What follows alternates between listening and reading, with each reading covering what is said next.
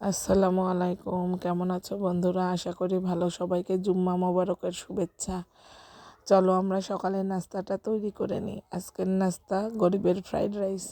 দেখো এখানে আমি পেঁয়াজ, কাঁচামরিচ আর পেঁয়াজের ফুলকোগুলো বাদামি করে ভেজে নিয়ে এখানে 2টো ডিম দিয়ে দিলাম। এখন এখানে গোলমরিচের গুঁড়া আর পরিমাণ মতো লবণ দিয়ে ডিমটা আমি ভালোভাবে ভেজে নেব।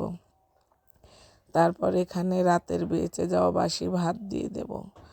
বাসি ভাতগুলো দিয়ে খুব ভালোভাবে ভেজে তৈরি করে নেব আমার সকালের ঝটপট নাস্তা।